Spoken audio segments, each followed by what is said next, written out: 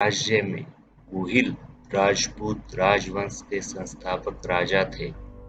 बप्पा रावल का जन्म मेवाड़ के महाराजा गुहिल की मृत्यु के 191 वर्ष पश्चात 712 ईसा में ईडर में हुआ, जो कि गुजरात में है। इनके पिता ईडर के शासक महेंद्र द्वितीय थे। बप्पा रावल मेवाड़ के संस्थापक थे। कुछ जगह पर इनका नाम काला भोज। इसी राजवंश में से सिंसोदिया वंश का निकास माना जाता है, जिनमें आगे चलकर महान राजा राणा कुंभा, राणा सांगा, महाराणा प्रताप हुए। बप्पा रावल, बप्पा या बापा वास्तव में व्यक्तिवाचक शब्द नहीं है, अपितु जिस तरह बापू शब्द महात्मा गांधी के लिए रूढ़ हो चुका है, उसी तरह आदर सूचक बापा शब्द भी मेवाड़ के एक नर विशेष के लिए प्रयुक्त होता रहा है। सिंसोदिया वंशी राजा काल भोज का ही दूसरा नाम बापा मानने में कुछ ऐतिहासिक असंगति नहीं होगी।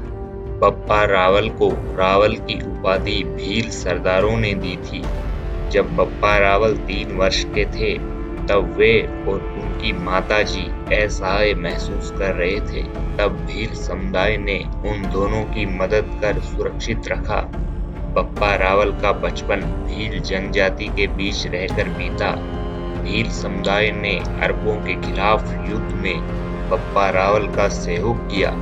यदि बापा का राज्यकाल 30 साल का रखा जाए तो वह सन 723 के लगभग गद्दी पर बैठा होगा। इससे पहले भी उसके वंश के कुछ प्रतापी राजा मेवाड़ में हो चुके थे, किंतु बापा का व्यक्तित्व उन सबसे बढ़कर था। चित्तौड़ का मजबूत दुर्ग उस समय तक मौर्य वंश के राजाओं के हाथ में था। परंपरा से यह प्रसिद्ध है कि हारित ऋषि की कृपा से बापा ने मान मौर्य को मारकर इस दुर्ग को हस्तगत किया।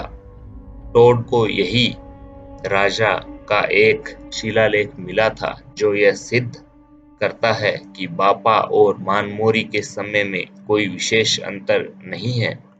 चित्तौड़ पर अधिकार करना कोई आसान काम नहीं था। बापा की विशेष प्रसिद्धि अरबों से सफल युद्ध करने के कारण हुई। सन 712 ईसा में मोहम्मद कासिफ से सिंधु को जीता। इसके बाद अरबों ने चारों ओर धावे करने शुरू किए। उन्होंने चावड़ा, मौर्य, सेंधवों, कच्छलों को हराया। मारवाड़, मालवा, मेवाड़, गुजरात आदि सब भाग में उनकी सेनाएं छा गई। इस भयंकर काल से बचाने के लिए ईश्वर ने राजस्थान को कुछ महान व्यक्ति दिए, जिनमें विशेष रूप से गुर्जर प्रतिहार सम्राट नागभट्ट प्रथम और बापा रावल के नाम उल्लेखनीय हैं। नागभट्ट प्रथम ने अरबों को पश्चिमी राजस्थान और मालवे से मार भगाया। बापा ने यही कार्य मेवाड़ और उसके आसपास के प्रदेश के लिए किया। मौर्य शायद इसी अरब आक्रमण से जर्जर हो गए हों। बापा ने वह कार्य किया जो कि मौर्य करने में असमर्थ थे, और साथ ही चित्तौड़ पर अधिकार कर लिया। बप्पा रावल के मुस्लिम देशों पर विजय की अनेक दंत कथाएं अरबों की पराजय की इस सच्ची घटना से उत्पन्न हुई होगी।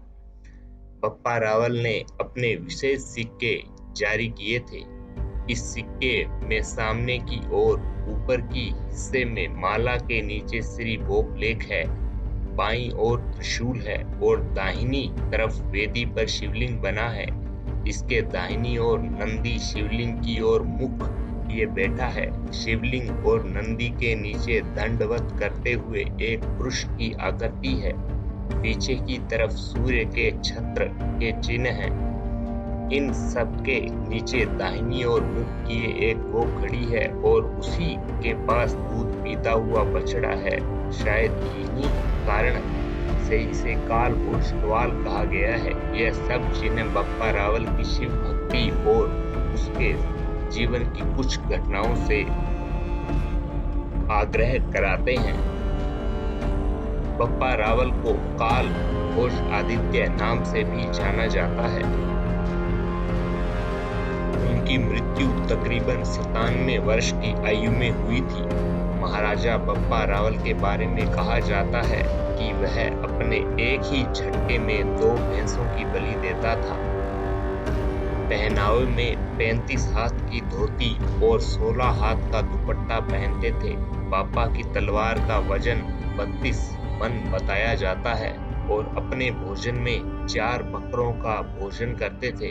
उनकी सैन्य शक्ति में तकरीबन 12,72,000 सैनिक हुआ करते थे। महाराजा बप्पा रावल ने शासक बनने के पश्चात अपने वंश का नाम ग्रहण नहीं किया था, लेकिन नए मेवाड़ वंश का नाम राजवंश चलाया है और चित्तौड़ दुर्ग को अपने राज्य की राजधानी बनाया था। बप्पा रावल ने 39 वर्ष की उम्र में संन्यास लिया था। इनकी समाधि स्थान एक लिंगपुरी से उत्तर में 1 मील दूर उपस्थित है। बप्पा रावल ने कुल 19 वर्षों तक शासन किया था। बप्पा रावल की विशेष प्रसिद्धि अरबों से सफल युद्ध जीतने के कारण हुई थी। बप्पा रावल की लगभग 100 पत्नियां थी। उसमें बप्पा रावल की 35 पत्नियां मुस्लिम शासक राजाओं की राजकुमारियां थी। बप्पा रावल का इतना भय था कि मुस्लिम शासकों ने अपनी बेटियों उनके भय से उन्हें ब्याही थी। कर्नल जेम्स टोड को 8वीं सदी का शिलालेख मिला, जिसमें मानमोरी, जिसे बप्पा रावल ने पराजित किया, का वर्णन मिलता है। कर्नल जेम्स बॉन्ड ने इस शिलालेख को समुद्र में फेंक दिया था। रणकपूर सृष्टि में बप्पा रावल व काल भोज को अलग अलग व्यक्ति बताया गया है। हालांकि आज के इतिहासकार इस बात को नहीं मानते। बप्पा रावल का देहांत नागंदा में हुआ, जहां इनकी समाधि आज भी स्थित है।